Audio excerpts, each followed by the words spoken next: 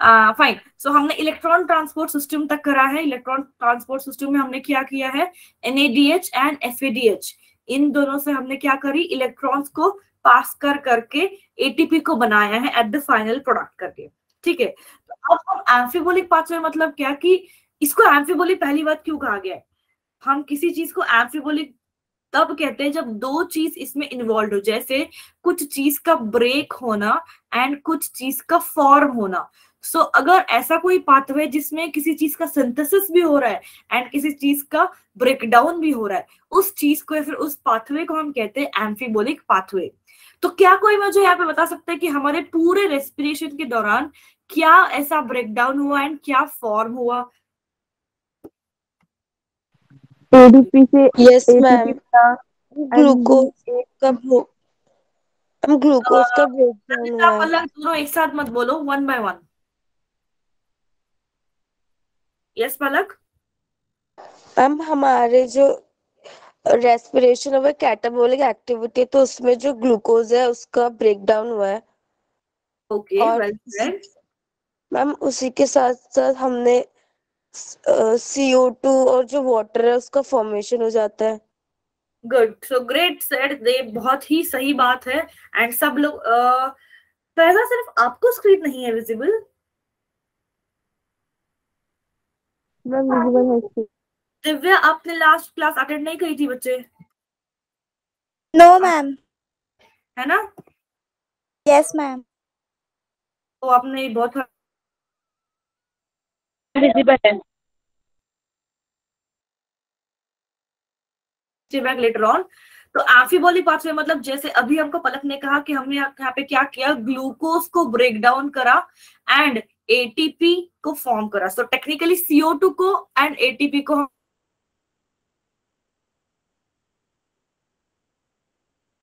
Ma'am आपकी आवाज नहीं आ रही।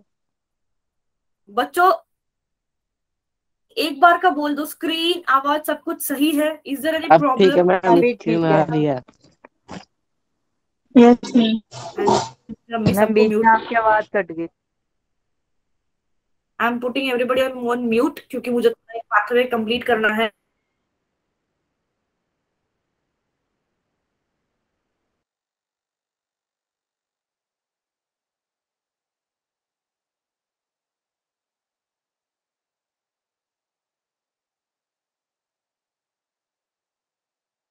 मैम आपकी voice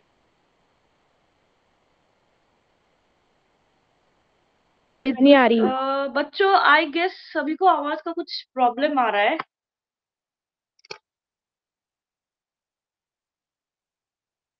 okay wait, I will just restart and do some जुगाड़। 1 मिनट रुक जाओ, पता नहीं क्या हो रहा है।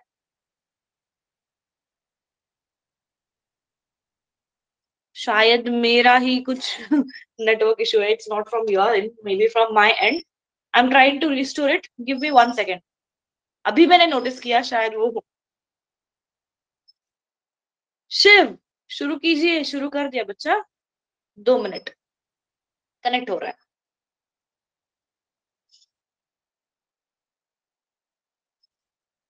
Don't leave the class. जैसे ही मैं डिस्कनेक्ट हो जाती हूँ खुद भी डिस्कनेक्ट हो जाते हो। कैसे बच्चे हो यार?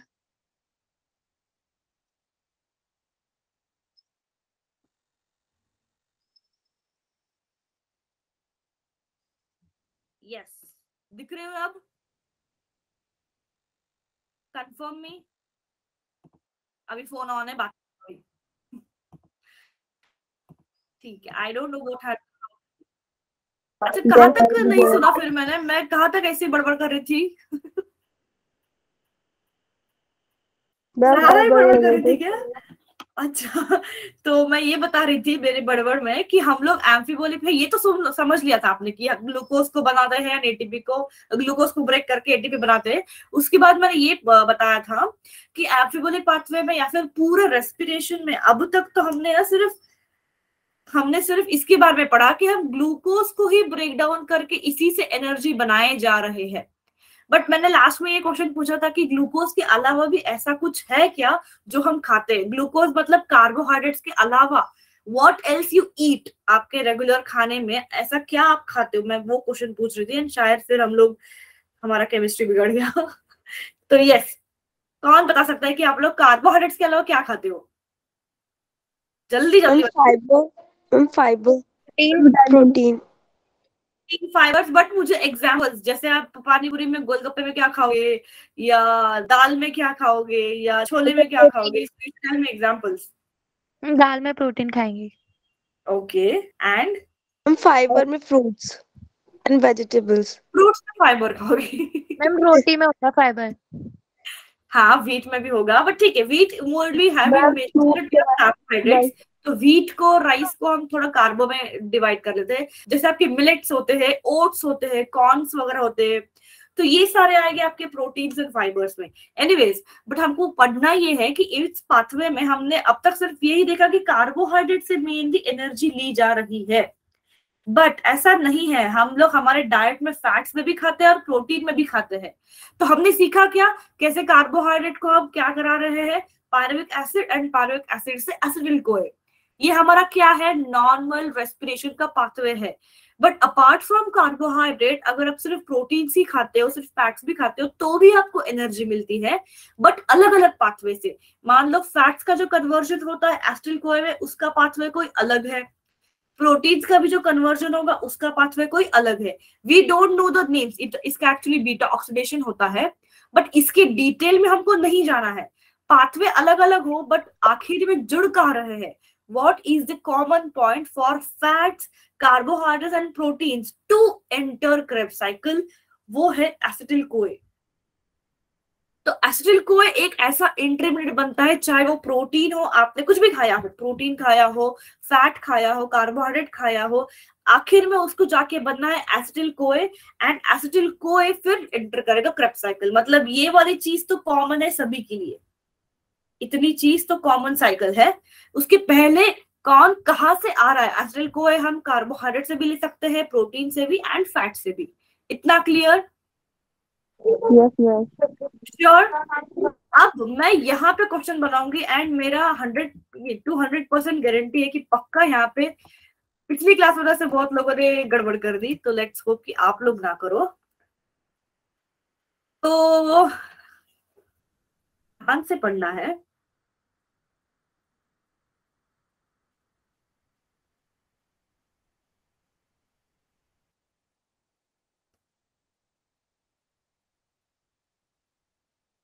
एंड इसके ऑप्शंस नहीं मिलने वाले हैं, इसके ऑप्शंस नहीं मिलने वाले, आप लोग मुझे आंसर करोगे, क्योंकि यहाँ पे one question many a time बना है, मैक्सिमम टाइम्स एक क्वेश्चन तो यहाँ से बनता ही है। तो which is the common pathway, which is common pathway for fats and proteins, common pathway for fats and protein to produce ATP? Common pathway पूछा है, सोच के जवाब दो ना, क्योंकि यहाँ पे ही आप मार खाते हो, बहुत लोग ही इस पे गलत चले जाते हैं। तो even if you are going wrong also it's okay, but answer, ताकि मुझे पता तो चले कि आपको कॉन्सेप्ट समझा है या नहीं। खुशी मौर्य, पहले किए हो इस क्लास को अटेंड? हम चैप्टर 13 कर रहे हैं वैसे, एंड जैसे ही मैं ऐसा बोलती हूँ कि अटेंड किए हो, क्या हो, छोड़ के ना चले जाओ यार। आई डोंट लाइक दिस कि किसी का नाम लिया and you just leave the class, very bad habit. अच्छा, आप बात कर सकते हो। प्रोटोप्लाज्मिक क्या है? नहीं बच्चा, इकरा इज राइट, नंदिता राइट। खुशी, आपने अगर पहले अटेंड नहीं करा होगा तो हम लोग ऑलमोस्ट खत्म ही कर रहे हैं हमारे रेस्पिरेशन चैप्टर को बच्चा जी। यस यस, एसिटिल कोई is the perfect answer, but मैंने कॉमन पाथवे पूछा, कॉमन प्रोडक्ट या मॉलिक्यूल नहीं। तभी मैंने बोला था कि सोच के जवाब देना, पाथवे और प्रोडक्ट में फर्क है। Very good Nisha, very good, TCA cycle, absolutely right. तो अगर मैं प्रोडक्ट पूछती तो आपका एसिटिल कोई सही जाता, इसलिए मैंने क्वेश्चन फॉर्म करा, पता है, क्योंकि बहुत लोग इसमें कंफ्यूज हो जाते हैं। प्रोडक्ट पूछती तो एसिटिल कोई सही होता, पाथवे पूछा है तो TCA cycle is a common pathway. ठीक है, अगर क्वेश्चन को मैंने ऐसा लिखा तो, नाउ अगेन पे अटेंशन, गलती ना करो बच्चों, क्योंकि एक या दो ही क्वेश्चन बनता है इसमें से, उसमें भी गलत करना is like stupidity. Now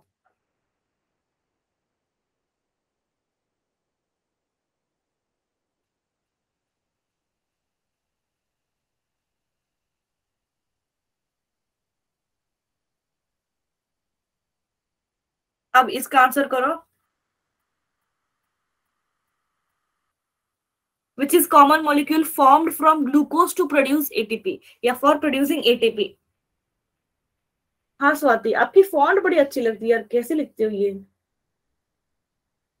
answer this wisely thinking, थोड़ा सा थिंक करके ध्यान करके आंसर दो।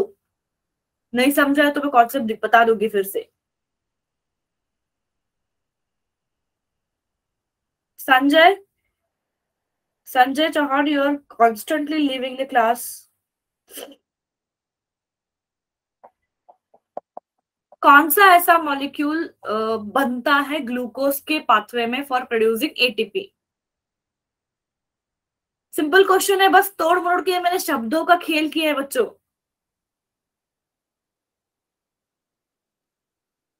अच्छा, खुशी कुमारी, यस आई रिमेम्बर। नहीं, नहीं समझ में आया, क्वेश्चन समझ में नहीं आया? नहीं तो बोल दो यार, कोई बात नहीं।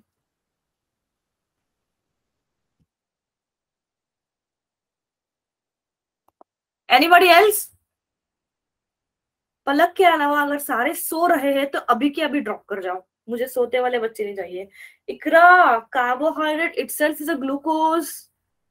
नहीं फैजा बच्चा, so I teach you again. देखो, कार्बोहाइड्रेट का बारे में पूछा है मैंने, ग्लूकोज के बारे में पूछा है, तो yes Palak was right. Acetyl को इज द कॉमन मॉलिक्यूल जो फॉर्म होता है टू फॉर्म एटीपी। तो यहाँ पे क्वेश्चन क्या था कि कौन सा कॉमन मॉलिक्यूल बनता है एटीपी बनाने के लिए ग्लूकोज से। यहाँ पे फैट्स एंड प्रोटीन पूछा, यहाँ पे ग्लूकोज पूछा, और कुछ नहीं।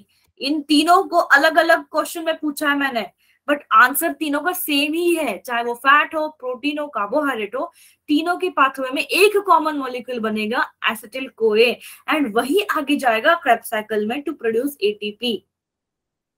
समझे? कॉन्सेप्ट को समझ रहे हो? नहीं तो अभी बोला बच्चा, नाउ इज द चांस। अगले हफ्ते हमारा नेक्स्ट चैप्टर स्टार्ट हो जाएगा, फिर तब जब रेस्पिरेशन का चैप्टर टेस्ट होगा तब नहीं बोलना कि मैम हमको ये नहीं पता, वो नहीं पता। Now is the chance, please ask. Okay ma'am. Okay ma'am. Iqra, it's okay, कोई बात नहीं, होता है। ठीक है, छोटा सा सिंपल सा कॉन्सेप्ट है, बट आई होप क्लियर है कि कैसा ये पाथवे है, कैसे हमको फैट्स एंड प्रोटीन से भी एनर्जी मिलती है। तो हम इससे क्या पढ़ना है कि इनकी एनर्जी के ऊपर हम रेस्पिरेटरी कोशेंट करके एक टर्म पढ़ते हैं। रेस्पिरेटरी कोशेंट मतलब क्या? जितना हमने वॉल्यूम ऑफ CO2 कंज्यूम करा है, CO2 हमने सॉरी CO2 नहीं, CO2 को लिबरेट करते हैं ना हम, कंज्यूम नहीं करते। तो जितना हमने CO2 को लिबरेट किया है एंड जितना हमने O2 को कंज्यूम किया है, इन दोनों का अगर रेशियो निकालेंगे तो इसकी जो वैल्यू हमको मिलेगी वो होती है रेस्पिरेटरी कोशेंट। मतलब इस वैल्यू के ऊपर हमको डिसाइड कर सकते हैं कि हम लोग कितना एनर्जी जो पाते हैं किसी भी एक मॉलिक्यूल से। अगर आप ऑब्जर्व करते हो, रेस्पिरेटरी कोशेंट हमेशा कार्बोहाइड्रेट का 1 होता है। हमको 1 इसलिए पता है क्योंकि हम रिएक्शन में भी लिखते हैं कि एक कार्बन डाइऑक्साइड को लिया और एक ऑक्सीजन को निकाला। तो जो कार्बोहाइड्रेट की वैल्यू है इसको कैलकुलेट करना बहुत ज्यादा आसान है, because we know this reaction. हमने ग्लाइकोलाइसिस को एंड पूरे रेस्पिरेशन का ग्लूकोज के पढ़ा है, बट फैट्स एंड प्रोटीन्स हम लोग नहीं पढ़ते हैं, है ना। फैट्स एंड प्रोटीन का कन्वर्जन एसिटिल कोए में कैसा हुआ पता है क्या? हमको नहीं पता है। हमने सिर्फ, मैम ने इतना ही बताया कि फैट्स एंड प्रोटीन्स भी क्या करेंगे, एसिटिल कोए ही बनाएंगे। कैसे बनाएंगे ये मैम ने नहीं सिखाया है। तो ये पाथवे हमको नहीं चाहिए, we don't want to take care of this pathway. But इनका डायरेक्टली आरक्यू का है, इनका रेस्पिरेटरी कोशेंट क्या है, हम इसकी डायरेक्ट वैल्यू याद रख सकते हैं। तो अगर आपको याद ही रखना है तो रेस्पिरेटरी कोशेंट मतलब क्या कि कितना CO2 निकला बाहर, कितना O2 कंज्यूम हुआ। Carbohydrate is very much clear कि CO2 कितना बाहर निकलता है, O2 कितना कंज्यूम होता है। इन केस ऑफ अगर कार्बोहाइड्रेट में बोलूं, आर यू अंडरस्टैंडिंग कि कार्बोहाइड्रेट का 1 क्यों है? 6 CO2 एंड 6 O2, 6/6 1 हो जाता है यहाँ पे। तो 6 बार हम लोग ऑक्सीजन को लेते हैं एंड 6 बार हम कार्बन डाइऑक्साइड को बाहर निकालते हैं, इसलिए 1 ratio. Getting? Yes ma'am. Yes ma'am. चले जाऊंगी यार। कार्बोहाइड्रेट का हमेशा 1 होगा आरक्यू। देन फैट्स का एंड प्रोटीन फैट्स का एंड प्रोटीन्स का हम होता है 0.7 0.9, यहाँ पे लिखा तो है कि 0.9 है 0.7 है, बट ये आया कैसे ना, हमको तो नहीं पता। इसमें हमको पता है कार्बोहाइड्रेट में, क्योंकि रिएक्शन हम जानते हैं। फैट्स एंड प्रोटीन की रिएक्शन को हम नहीं जानते, हम नहीं पढ़ते हैं। तो आई सिंपली सजेस्ट यू कि बेसिकली उनके वैल्यूज याद रखने के बजाय इतना याद रखो कि दोनों की वैल्यू 1 से कम है। एंड अगर फॉर एग्जाम्पल लेना भी होगा तो I have only given one fat का एग्जाम्पल, जो आपके बुक में भी है कि ट्राइपैल्मिटिन एसिड जो होता है फैट, उसका करीब करीब 0.7 के पास कुछ होता है उसका वैल्यू। एंड कोई भी प्रोटीन जो होगा वो 0.8 to 0.9 के बीच में आरक्यू वैल्यू। आरक्यू मतलब क्या कि उतना प्रोटीन जब डाइजेस्ट होता है तो उतना अमाउंट ऑफ CO2 बाहर निकलेगा एंड O2 फिक्स होगा। तो यहाँ पे समझना आसान है क्योंकि हमको ये पता है, हमने रिएक्शन पढ़ी है। फैट्स एंड प्रोटीन हम पढ़ते नहीं, इसलिए हमको समझने में दिक्कत हो जाती है।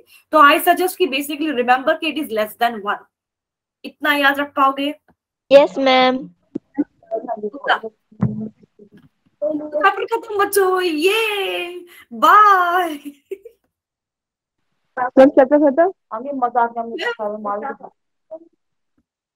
चैप्टर तो खत्म है बट मेरे क्वेश्चंस खत्म नहीं हुए हैं। You will answer with now. ये क्वेश्चंस अब सारे ही मिक्स्ड है, कुछ 4-5 क्वेश्चंस ही लिए मैंने अभी के लिए, but these are mixed questions, सिर्फ अभी का कॉन्सेप्ट के ऊपर नहीं है, ओवरऑल क्वेश्चंस है। So now answer with this question, come on.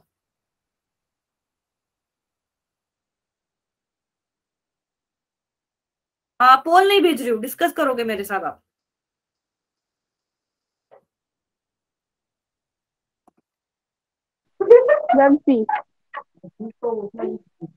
Message डालो बच्चा, पुट अ मैसेज, क्योंकि मुझे सभी का आंसर चाहिए है।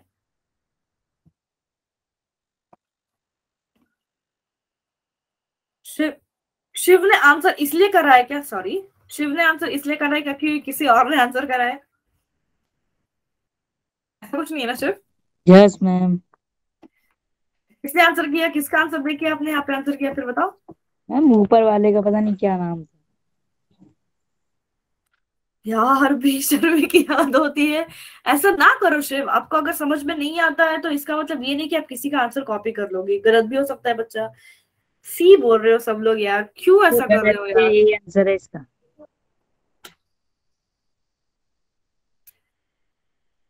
ग्लूकोज टू ग्लूकोज 6 फॉस्फेट हमने जब करा था तब यहाँ पे हमने हेक्सोकाइनेज को यूज किया था, but glucose 6 phosphate to fructose 6 phosphate जब करते हैं तब यहाँ पे होता है क्या होता है मुझे याद नहीं आ रहा है, but fructose 6 phosphate to fructose 1,6 bisphosphate, यहाँ पे पीपी को यूज किया है। पीपीके स्टैंड्स फॉर फॉस्फोफ्रुक्टोकाइनेज, जो है आपका answer 1। Phosphofructokinase is the pacemaker. बच्चा ऐसा नहीं हो सकता कि ये मैंने पढ़ाया नहीं है, डेफिनेटली मैंने पेसमेकर पढ़ाया है। बताया था आपने। खुद को ढूंढने दो, ये कहाँ लिखा है हमने? बस आई रिमेम्बर क्लियरली, कहीं तो पेसमेकर ऐसा लिखा है मैंने। कहाँ गया यार, हेल्प मी ना। आगे आप बहुत स्लाइड गए। मैम पीछे है। यही है, कहाँ लिखा Yes, मैंने? ma'am, ये देखो पीछे यहाँ पे लिखा लिखा था मैंने हैशटैग करके फॉस्फोफ्रुक्टोकाइनेज को एंड हेक्सोकाइनेज को। Where did I write that? लिखा नहीं कहीं पे शायद। मैम लिखा है। ऐसे लिखो, PPK is a pacemaker of glycolysis, यहाँ पे लिखा था मैंने। तो मैंने कहा भी था ना कि पीपीके वाला फॉस्फोफ्रुक्टोकाइनेज के ऊपर क्वेश्चन बनते हैं। तो देखो, झूठ नहीं करी थी मैं, जिसको भी विश्वास नहीं था। फॉस्फोफ्रुक्टोकाइनेज उसका सही आंसर होगा बच्चा जी, क्योंकि that is the third enzyme जो glucose 6 phosphate to fructose 1,6 phosphate convert करता है। इट्स ओके, गलत गए तो भी कोई बात नहीं है, अभी गलत जाओगे तो भी आप एग्जाम में तो सही कर जाओगे। Hexokinase is the wrong answer. Hexokinase यहाँ पे आएगा ग्लूकोज टू ग्लूकोज 6 फॉस्फेट में, तो दिस इज राइट। अल्डोलेज लास्ट में आता है जब पेप का कन्वर्जन पायरुविक एसिड में होगा, तो ये भी गलत है। Okay, anyways come back to the second question, this question. Ma'am इसका ए एसिटाइल COA। अच्छा, ये मैंने क्वेश्चन अभी बता दिया था, इसलिए सब लोगों ने आंसर कर दिया। Very good, good Akash. Yes Divya, Divya yes, very good. नहीं रुको, अब और थोड़ा सा ऐसे डिफिकल्टी लेवल हम बढ़ाएंगे। नाउ डू दिस, इसको करो, चलो लेट्स सी।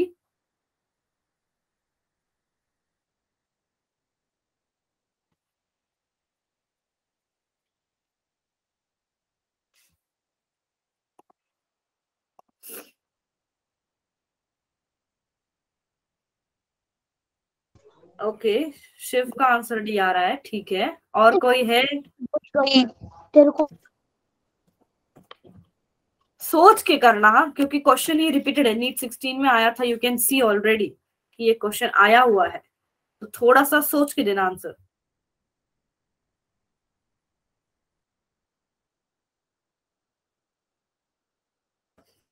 ए और डी में कंफ्यूजन है किसी को? मैम बी लग रहा है। लग रहा है, क्यों? Why not sure? ठीक है, आई विल सी कि आपका क्या डाउट है। पूछा क्या गया है कि केमियोस्मोटिक कपलिंग हाइपोथेसिस में ऑक्सीडेटिव फॉस्फोराइलेशन जहां पे ADP that is adenosine triphosphate is formed because coupling hypothesis is nothing but your chemiosmosis.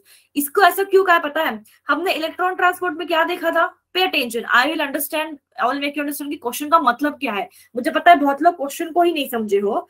इस क्वेश्चन का मतलब ये है कि हमने जब ईटीएस पढ़ा था तो हमने पढ़ा था 1 2 3 4, 2 3 4 क्या पढ़े थे? कॉम्प्लेक्सेस पढ़े थे, सही बात। नहा धो के सच सच के हमको जाना है साइड देखने एटीपी सिंथेस के साथ।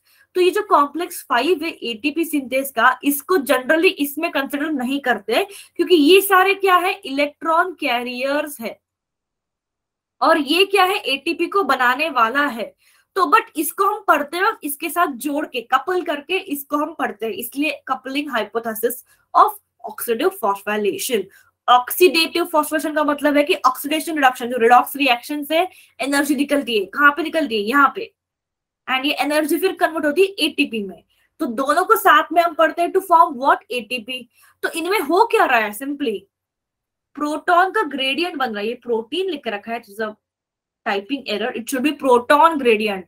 बट फिर भी आप लोग ए बी डी भी आंसर, डी जिसने किया वो सही था, ए आंसर नहीं कर सकते क्योंकि ADP is found out of the matrix, ये हमने कहीं नहीं देखा है। High energy bonds are found in mitochondrial proteins, ये भी नहीं पढ़ा है हमने कहीं भी। There is a change in permeability of inner mitochondrial membrane towards ADP, ये भी गलत है। इन तीनों का कोई मतलब ही नहीं बनता है। हाँ, ये protein actually is a typing error, वहां पे प्रोटॉन चाहिए तो प्रोटॉन ग्रेडियंट बनता है मेम्ब्रेन में, ये सही बात है ना? यहाँ पे प्रोटॉन बन रहा था कि नहीं? Yes ma'am. इसी प्रोटॉन को हमने नीचे डाला था, तो this is the right answer. Fine, okay ma'am. Do this 8th वाला क्वेश्चन। मैम इसका ए है। रुक जाओ, दूसरों को भी थोड़ा सा चांस दे दो।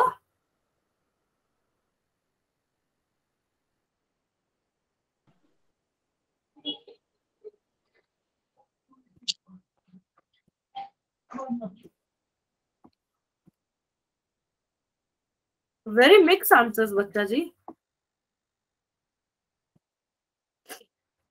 ए या डी, ऐसा दो दो ऑप्शन मुझे ना देके रखो यार, कम ऑन।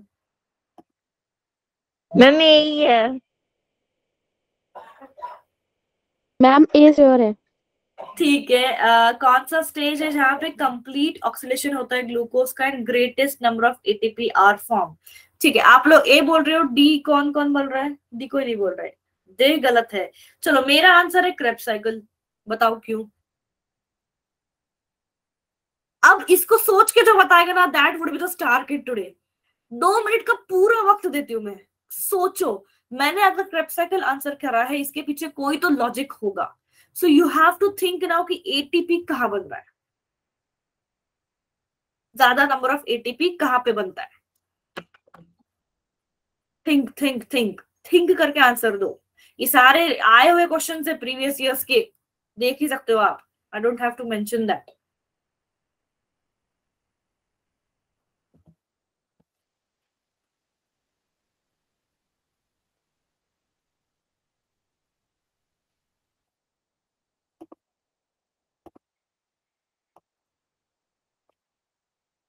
No one?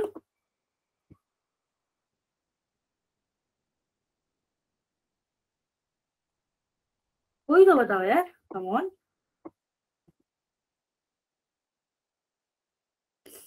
नहीं दिव्या, लोकेशन की यहाँ पे बात नहीं है। मैंने क्या कहा कि पाथवे के बारे में सोचो, एटीपी मॉलिक्यूल्स कहाँ पे बन रहे हैं, ये क्वेश्चन पूछा है।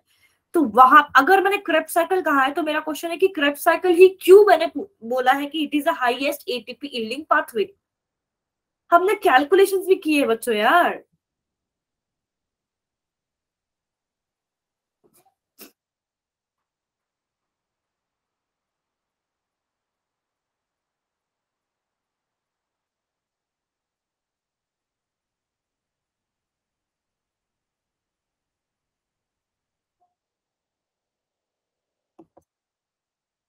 हाँ टीसीए तो मैं भी बोल रही हूँ नंदिता, बट टीसीए क्यों ऐसा पूछा जा रहा है? Why TC? That's what I am asking. समझ रहे हो?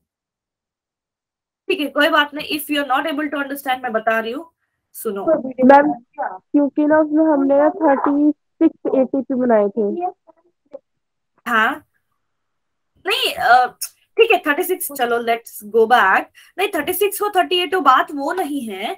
बात ये है कि यहाँ पे भले ही हमको, अब देखो electron transport chain and glycolysis में दो मिलते हैं, ये तो ठीक है, इसको हटा दो, ये कट जाएगा third option. Conversion of pyruvic acid to acetyl को हमको यहाँ पे दो एनएडीएच मिलते हैं, ठीक है। बट क्रेब्स साइकिल में हमको करीब करीब 6 एनएडीएच मिल रहे हैं, 2 एफडीएच मिल रहे हैं और 1 एडीपी। तो इसको भी अगर आप कन्वर्ट करोगे तो ये will get maximum ATP in the Krebs cycle, from the Krebs cycle you can say। इसीलिए Krebs cycle को हम वहां पे सिलेक्ट कर रहे हैं। समझ रहे हो लॉजिक को? समझ रहे हो कि ऐसे क्यों किया है? सी आप लोग यहीं पे गलत जाओगे, बहुत लोग ईटीएस बोल दोगे। ईटीएस को बनाते हैं सही बात है, बट ईटीएस को कब बनाएंगे? जब Krebs साइकिल में हमको 6 NADH 2 FADH बनेंगे, तभी उसी NADH और FADH को हम लेके चले थे यहाँ पे ईटीएस में, है ना? तो टेक्निकली एटीडीएच और एफडीएच बना Krebs साइकिल में, सो हमारा सही आंसर फिर Krebs साइकिल जाना चाहिए, है कि नहीं? समझे? बत्ती जली कि नहीं दिमाग में?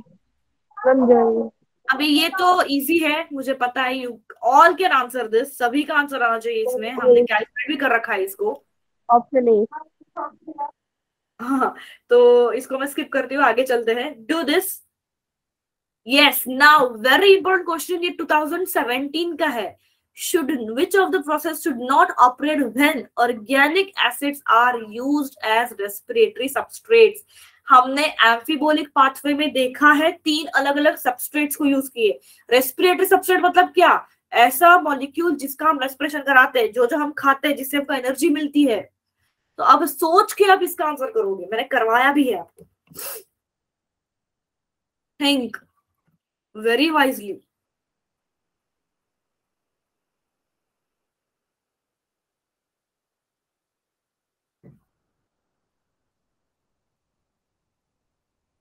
ओके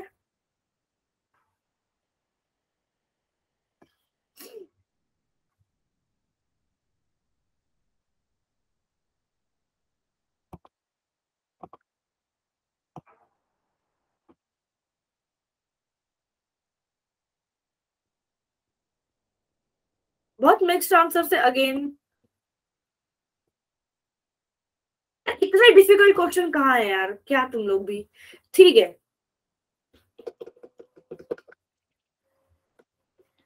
नो बच्चा जी। अच्छा मुझे ये लोग बताओ, ये बताओ कि ऑर्गेनिक एसिड्स मतलब क्या? First of all you guys answer me. नहीं गलत जा रहे हो बच्चा।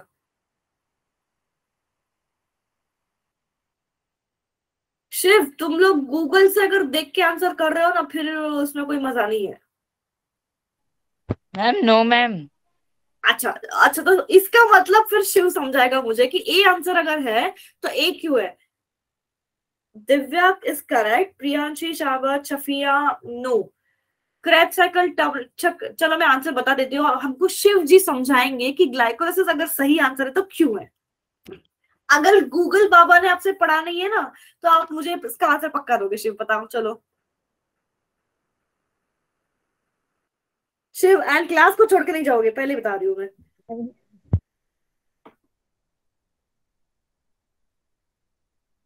सी can anybody tell me what is organic acids? या ऑर्गेनिक एसिड का कोई एग्जांपल दे सकता है मुझे? अच्छा हाँ। मैम वो एसिड्स जिनमें कार्बन ऐड होते हैं। Ma'am CH3COOH ma'am acetic acid. Ma'am citric acid. Simply हमारे fatty acids and all together fats. Palmitic acid, arachidonic acid, lecithin. अब पढ़े थे लैक्टिक पढ़े थे एसिड, हमने इसको, oxalic yes acid. Ma'am. Oxalic acid. तो ये सारे फैटी एसिड्स है, अल्टीमेटली क्या है, फैट्स है। सही बात। तो मैंने क्वेश्चन में क्या पूछा है कि फैट्स ऐसा कौन सा प्रोसेस को ऑपरेट नहीं करेंगे अगर फैट्स को हमने रेस्पिरेशन कराया है, मतलब फैट्स का अगर यूज करा है for the process of using the ATP. तो बाय डिफॉल्ट ग्लाइकोलाइसिस नहीं करेगा वो, क्योंकि ग्लाइकोलाइसिस कार्बोहाइड्रेट्स करेंगे, प्रोटीन्स एंड फैट्स कोई अलग पाथवे करेंगे एंड आके मिल जाएंगे एसिटिल कोए से, मतलब एसिटिल कोए बनाएंगे एंड देन क्रेब्स साइकिल चलेगा। टर्मिनल ऑक्सीडेशन मतलब यहाँ हमारा ईटीएस होता है, phosphorylation is nothing but ATP. तो ग्लाइकोलाइसिस फैट्स नहीं करेंगे, समझे? Did you got the logic? Yes ma'am. अब शिव चला गया ना, शिव? Yes ma'am. किसको लगता है कि ये शिव का लॉजिक मैम पता था? चलो इसको आंसर करो। अगेन सोच के आंसर दो, don't give me blind answers.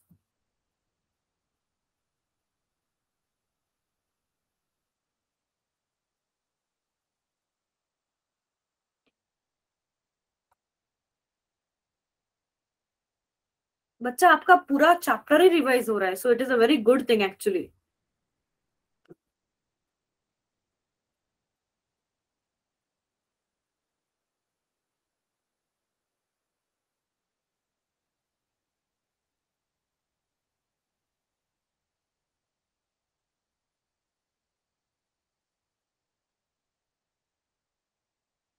Okay यार, तुम ऐसे ही शिव जी ऐसे ही कोई भी आंसर्स को डालते मत जाओ, उसको कोई मतलब नहीं बनता। Make sure you know the things.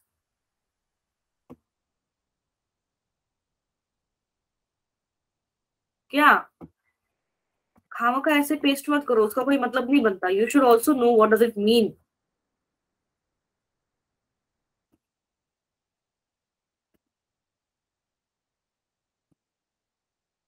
बता दूं, सेलुलर रेस्पिरेशन में मॉलिक्यूलर ऑक्सीजन का क्या काम है? Molecular oxygen is nothing but your half O2। नहीं बच्चा जी, आप लोग इतने रैंडम आंसर क्यों दे रहे हो? कोई ए बोल रहा है, कोई डी, कोई सी। मॉलिक्यूलर ऑक्सीजन कहाँ पढ़ा हमने? Where do you come across? Glycolysis में पढ़ा हमने मॉलिक्यूलर ऑक्सीजन को। मैम सी होगा। C to cause the breakdown of citric acid option दिया है, combine with glucose, to combine with carbon from organic molecule and to combine with hydrogen from organic molecule to produce water. तो C कैसे होगा?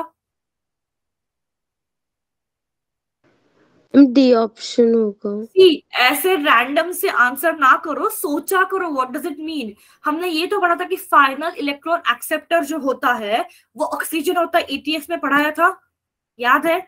Electron सारे complexes से जाके बाद में किसके पास जा रहे थे? आफ्टर द कॉम्प्लेक्स 4 इलेक्ट्रॉन जा रहा था हाफ O2 के पास। फिर कुछ लोगों ने ये भी पूछा था कि प्रोटॉन यहाँ पे कैसे आए टू फॉर्म द वाटर। तो मैंने कहा था कि माइटोकॉन्ड्रिया के मैट्रिक्स में ही होते हैं ये प्रोटॉन्स। आई डोंट नो आप लोगों को याद भी है या नहीं, बट मुझे याद है कि ऐसा हुआ था। Yes ma'am. तो to combine with hydrogen from organic molecule to produce water would be the right answer। इसका आंसर ये भी हो सकता है, या also to act as electron acceptor, final electron acceptor, ये भी हो सकता है। बट अभी एक्सेप्टर का ऑप्शन दिया नहीं है, तो मोस्ट सुटेबल ऑप्शन इसका ऑप्शन डी ही है। To cause breakdown of citric acid, Krebs cycle में हमने ऑक्सीजन को देखा नहीं है। To combine with glucose, glucose के साथ ऑक्सीजन कब जुड़ा? कभी भी नहीं जुड़ा, पूरी पूरी गलत बात है ये। Combine with carbon from organic molecule to produce carbon dioxide. अब ऑक्सीजन से कार्बन डाइऑक्साइड कब बनने लग गया? ये तो बहुत ही फनी चीज है यार। Who is answering me see? बच्चा please don't do this tomorrow, don't do this to me. ऐसा हो जाएगा कि मैंने जो भी सिखाया पूरा waste, nothing has been understood then. क्या मैंने क्या बोला कल?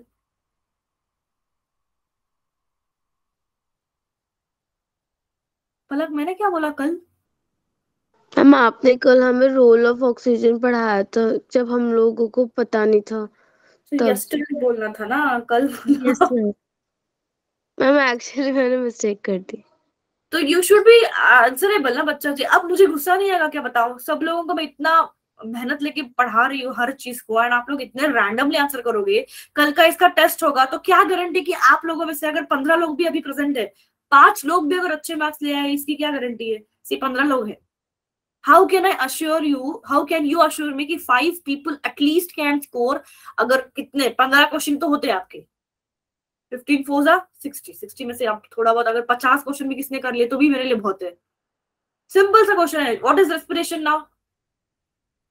अब इन टर्म्स को अगर पता है आपको मतलब, तो आप इसको आंसर कर सकते हो। व्हाट इज एक्सर्गोनिक, व्हाट इज, ये लिखा है वैसे आपके स्टार्टिंग का पहला स्लाइड, उसमें लिखा है, ये पढ़ के देखो।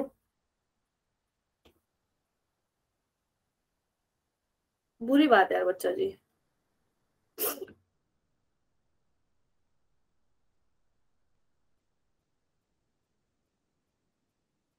Ma'am option B.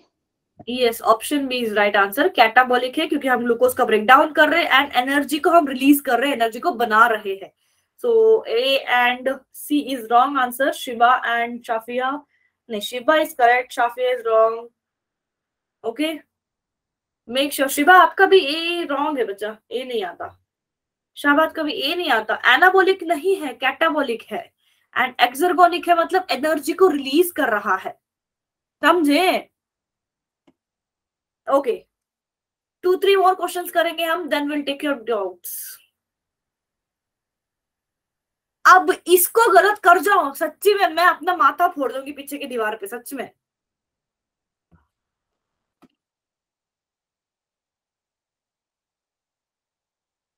एक तो खुद का माथा फोड़ोगे वरना आप लोगों का फोड़ोगी। ध्यान से आंसर करिएगा इसको। बोलो मैम डी ऑप्शन। हाँ, मैसेज करो, मुझे समझ में नहीं आएगा कौन क्या कर रहा है। आपकी आवाज तो बहुत धीमी धीमी। मैम ऑप्शन इतना समझ में आया, व्हाट ऑप्शन समझ में नहीं आया।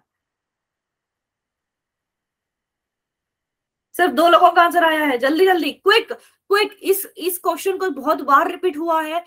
अभी पिछले ही स्लाइड में इस क्वेश्चन का आंसर बताया है मैंने। जिसके ऊपर मैंने ब्लू टिक लगाया है उसको आंसर कर रहा है, जहां पे 7 लिखा हुआ है।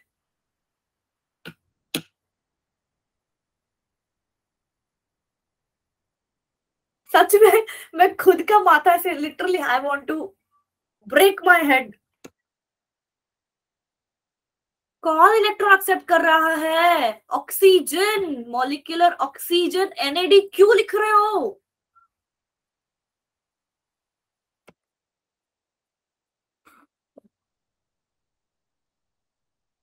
बताओ आपका क्या मैम क्वेश्चन है? मैंने सही लिखा है। नहीं, बाकी के सारे सब लोग, शिवानी, स्वाति, प्रियांशु, शिवा, मंजू, शबा, सब के सब डी। अभी ये बोल के क्या फायदा, मैंने बोला है अभी। एटीपी निशा, क्यों एटीपी? एटीपी कब से इलेक्ट्रॉन एक्सेप्ट करने लगा? एटीपी ने प्रोटॉन एक्सेप्ट करा है। बच्चों stay back till the class, में किसी को छोड़ने वाली नहीं हो जब तक ये क्लियर नहीं होता है। सच्ची बता रही हूँ, मेरा कोई इसमें फायदा नहीं है, आप ही का फायदा है। इलेक्ट्रॉन ट्रांसपोर्ट चेन क्यों नहीं आपने ठीक से सुना? फिर कितनी बार करवाया मैंने। चलो यहीं पे मैंने इलेक्ट्रॉन ट्रांसपोर्ट देखा है। यहाँ पे सारे इलेक्ट्रॉन्स को हम घुमा घुमा के वापस जब लाते हैं, अभी बोला मैंने पिछले ही स्लाइड में बोला कि लास्ट में ये जाने वाला किसके पास है? इलेक्ट्रॉन जाएगा ऑक्सीजन के पास एंड बनाएगा पानी। प्रोटॉन जाएगा एटीपी सिंथेसिस के पास। तो एटीपी तो आंसर वैसे भी यहाँ पे गलत है क्योंकि एटीपी के पास प्रोटॉन जाते हैं। ग्लिसरॉल्डिहाइड का कोई संबंध नहीं है। एनएडी का यहाँ पे क्या connection? In glycolysis, what removes electron during oxidation? छोड़ो, आप लोग रुक मैम जाओगे। आपने हिंट भी दी थी कि पिछले स्लाइड में आपने बताया था। चलो 9th क्वेश्चन करो। मैं कुछ नहीं बात कर, मैं किसी से बात ही नहीं करने वाली। अब छोड़ो।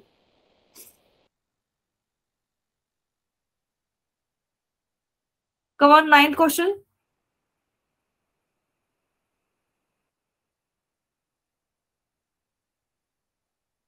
क्या है? ठीक से पढ़ो। एनारोबिक के बारे में है कि अल्कोहलिक फर्मेंटेशन के दौरान there is a high rate of yeast growth. After some time rate decreases मतलब जनरली स्टार्टिंग में अल्कोहल बनते वक्त तो बहुत तेजी से बनेगा, ग्राफ ऐसे ऊपर जाते हुए दिखेगा, उसके बाद घट रहा है, क्या कंडीशन हो सकती है? ये डायरेक्ट क्वेश्चन नहीं है, आपको थोड़ा सा सोचना पड़ेगा। ओके, बहुत लोग बी बोल रहे हैं। ओके,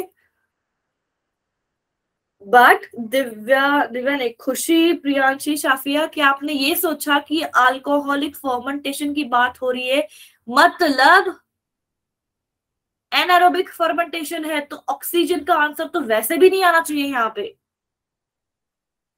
नो पलक, ये भी गलत बात है। Depletion of glucose is the right answer. क्यों? ये मिनरल सॉल्ट्स का कोई लेना नहीं है यहाँ पे। क्यों? Can anybody explain why depletion of glucose would be the right answer?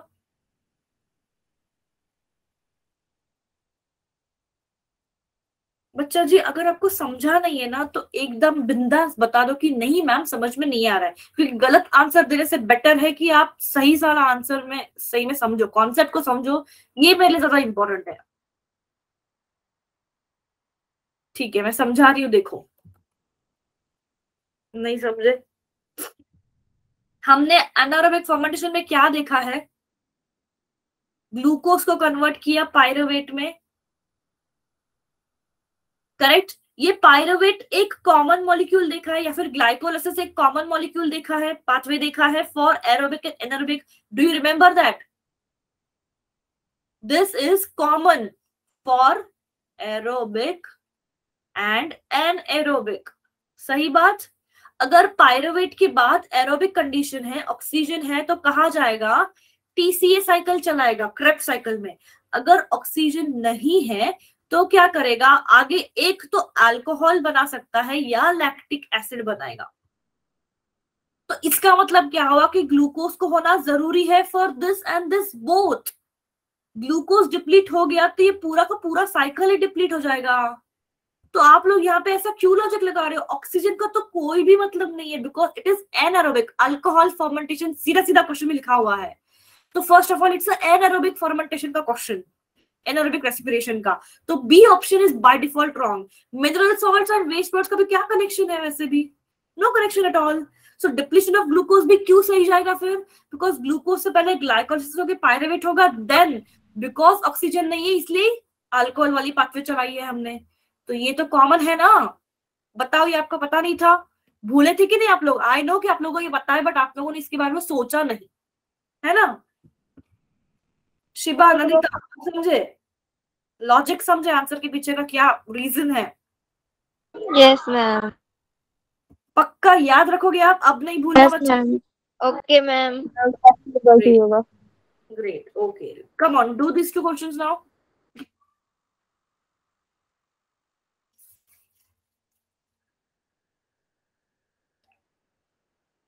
पंद्रहवा पहला क्वेश्चन करिए, फिर 16th वाले पे जाएंगे हम। वो शो आंसर पे क्लिक ना करो, शो नहीं होता है वो।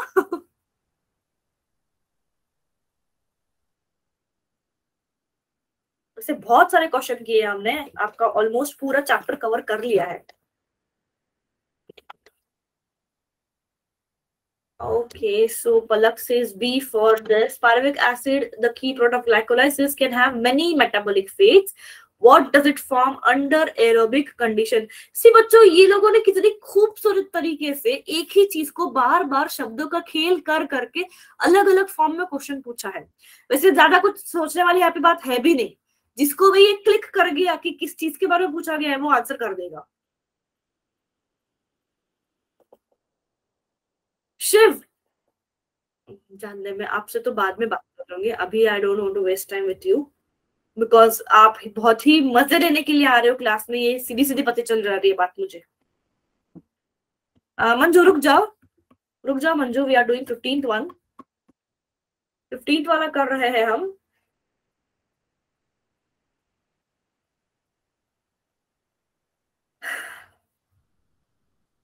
Yes, so Palak B not particularly correct, जैसे शाफिया एंड खुशी कह रही है C would be more appropriate.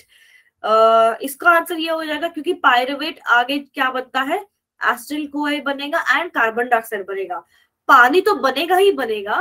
तो इसको अगर दोनों में दोनों भी कट जाता है, एक्चुअली बी भी सही जाता है, सी भी सही जाता है, क्योंकि आगे पायरुवेट से कार्बन डाइऑक्साइड और पानी भी निकलना है, एसिटिल कोएंट CO2 भी निकलना है। बट यहाँ पे क्या पूछा है कि पायरुविक एसिड जो ग्लाइकोलाइसिस से निकला है कि इसका इमीडिएट क्या हो जाएगा एरोबिक कंडीशन में, यहीं पे। तो इमीडिएटली एरोबिक जब कंडीशन में जाएगा तो बीच में एक लिंक रिएक्शन होगी। लिंक रिएक्शन में पहले वो एसिटिल कोए बनेगा एंड देन वो TCA में जाएगा। तो इसका more appropriate would be C. समझे?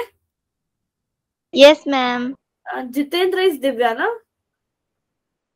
Yes, ma'am. 16 का मंजू ने आंसर किया था D, बट बाकी लोग को क्या कहना है? Ma'am B option is correct, कल ही मैम बताया था मेरा भी आपको। डी है। मैम आप बी लोग ऑप्शन। बात करने से बेटर है कि मुझे बताओ यहाँ पे मैसेज करके। मैं बात कर रहे हुए देख नहीं पाऊंगी, वरना I have to shift the tabs यार। ये मेहनत मत कराओ मुझसे।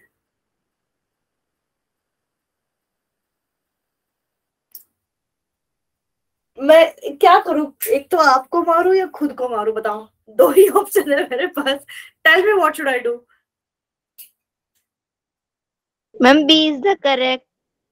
पलक, C is correct answer.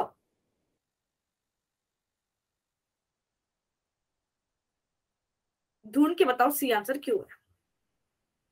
B is not correct.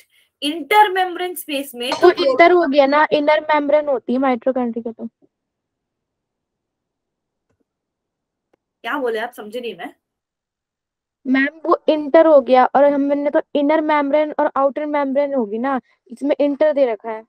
कहाँ लिखा है इंटर मेम्ब्रेन? हाँ, इंटर मेम्ब्रेन स्पेस। तो ये आंसर सही है भी नहीं ना। मैंने क्या कहा? सी आंसर सही है इसका। लोकेशन पूछा यस मैम। ETS का। लोकेशन इनर मेम्ब्रेन है, इंटर मेम्ब्रेन नहीं। इंटर मेम्ब्रेन तो प्रोटॉन ग्रेडियंट बनाता है, आउटर मेम्ब्रेन पे तो कुछ नहीं चल रहा है। मैट्रिक्स में TCA चल रहा है। इंटर मेम्ब्रेन स्पेस जो है, मतलब outer and inner, outer membrane and inner membrane, ये स्पेस में तो सिर्फ प्रोटॉन का ग्रेडियंट बनता है। ये जो डबल लाइन हम देखते हैं ना, ये इनर मेम्ब्रेन की होती है, जहां पे कॉम्प्लेक्स सिचुएटेड है। तो यहाँ पे प्रोटॉन का ग्रेडियंट बनता है, यहाँ से वो फिर से ATP बनाया जाएगा। एंड साइटोक्रोम C भी तो होता है यहाँ पे इंटर मेम्ब्रेन स्पेस में। समझे? समझे? ठीक है। मुझे सॉरी कहने से बेटर है कि आप लोग समझे, क्या उसका मतलब समझे कि why I told you the answer as inner membrane. Location समझे? अच्छा, आप लोग सारे चीज का लोकेशन सब कुछ जानते हो?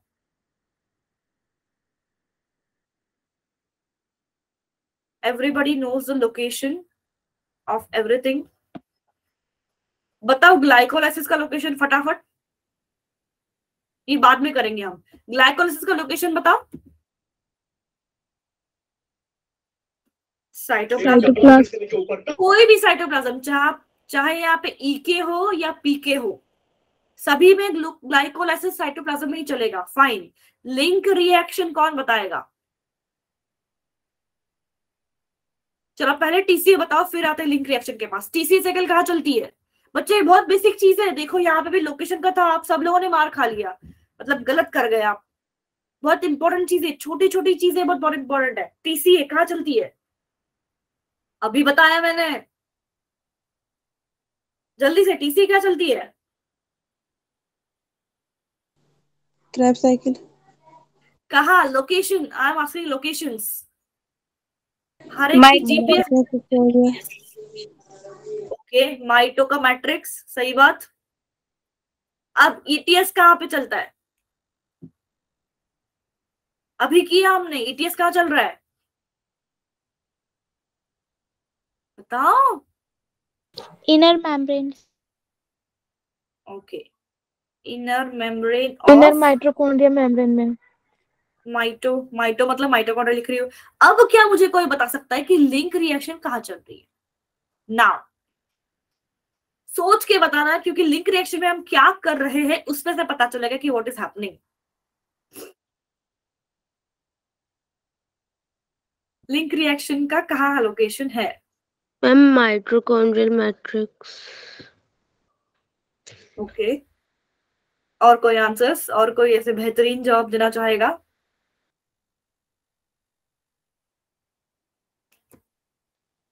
ये कहाँ चल रहा था? Cytoplasm. ठीक है, मतलब ये बना साइटो में, ठीक है, ये चल रहा है मैट्रिक्स में माइटोकॉन्ड्रिया के। हमने ये लिंक रिएक्शन क्यों करवाई थी? क्योंकि पाइरुवेट मैट्रिक्स में जा नहीं सकता, इसलिए हमने एसिटिल कोए को कन्वर्ट करा एंड फिर भेजा मैट्रिक्स में। इसका मतलब ये लिंक रिएक्शन कहाँ होनी है? मैट्रिक्स साइटोप्लाज्म में। साइटोप्लाज्म में। हाँ, दैट्स व्हाट। सोचे आप, समझे? क्लियर? Yes ma'am. अभी के location yes clear? Ma'am. Oxygen का मॉलिक्यूल का एक्सेप्टेंट फाइनल एक्सेप्टर क्यों रहा है? साइटोक्रोम सी का लोकेशन कहाँ पे, ये भी पूछते हैं। साइटोक्रोम सी का लोकेशन है इंटरमेम्ब्रेन स्पेस वाला, इंटरमेम्ब्रेन स्पेस ऑफ माइटो। तो बहुत छोटी छोटी चीजें बच्चों, मेक अ लिस्ट, जैसे मैंने लिस्ट बनाई, आप लोग भी लिस्ट बना के रखो किस किस का चीजें क्या क्या चल रहा है। Okay, what is the RQ in anaerobic respiration? हमने ये देखा नहीं है, but let's see how many of you can try.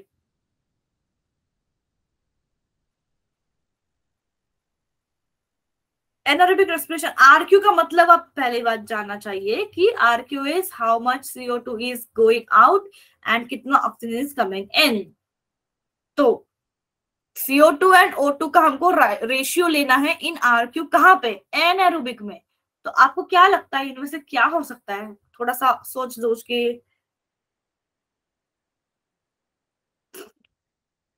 Okay Nandita, why you feel 0? Ma'am anaerobic respiration है इसलिए। नहीं नहीं, talk to me in terms of this, इसके संबंध से बात करो ना, tell me with respect to this. Anaerobic है, ठीक है, तो क्या? आप लॉजिक सही बताओ मुझे। हम क्योंकि ये इन एब्सेंस ऑफ ऑक्सीजन होता है। मैम ऑक्सीजन है ही नहीं। Fine, so can I right like this कि एनारोबिक रेस्पिरेशन में आरक्यू, चाहे वो कार्बोहाइड्रेट हो, प्रोटीन फैट्स का तो नहीं होगा, क्योंकि एनारोबिक रेस्पिरेशन चलती है एक तो बैक्टीरिया में, प्रोकैरियोट्स में, उनमें फैट्स तो नहीं आएंगे, आएगा ग्लूकोज ही या फिर कार्बोहाइड्रेट ही। तो लेट्स अज्यूम कि ग्लूकोज अगर लेके चल रहे हैं हम आरक्यू का, एंड CO2 अगर एक वहां पे कंज्यूम हो रहा है, ऑक्सीजन कितने हैं? जीरो। तो 1/0 इज क्योंकि ना इसमें 0 आएगा। क्या? हम इन्फिनिटी हुआ, क्योंकि एनारोबिक रेस्पिरेशन है तो इसमें O2 तो कंज्यूम नहीं होगी, फिर आरक्यू इन्फिनाइट हो जाएगा ना। आंसर, क्योंकि यहाँ पे O2 का कोई कनेक्शन ही नहीं आएगा, there is no consumption of O2, तो सिर्फ CO2 जो है वो फिक्स होते जाएगा। Yes, clear? Yes ma'am. That's it. मेरे पास अभी और क्वेश्चंस है नहीं, वैसे बहुत क्वेश्चन कराए हैं मैंने, तो yes, till here we are going to complete our respiration वाला चैप्टर भी। आपको कोई डाउट है तो you can stay back and get the doubts clear, and also कल के चैप्टर का भी कोई डाउट है, कुछ चाहिए, तो you can stay back and let's discuss. If not then now I permit कि आप लोग अभी ड्रॉप कर सकते हो। Bye ma'am. बाय बच्चा जी, and best of luck for tomorrow. एक बार मुझे मैसेज कर देना जैसे एग्जाम हो जाता है तब। क्या सेंड करना है दिव्या? मैम जो क्वेश्चंस आपने अभी कराए हैं ये PDF में डाल ही देती हूँ ना, अभी ग्रुप 19 में डाल दूंगी ना मैं इसको। Okay ma'am. मैम 11। PDF ही मिल जाएगा आपको रेस्पिरेशन का फ्रॉम स्टार्टिंग, ये जो भी लिखा है वो भी ओके मिल मैम। जाएगा। आधी लिस्ट तो वैसे मैंने ही बना दी फिर लोकेशंस की, और कुछ बचा है तो बना लो। ठीक है, okay, so bye, all the best for tomorrow बच्चा जी। शिव आपसे बात कर रही है, रुक जाओ।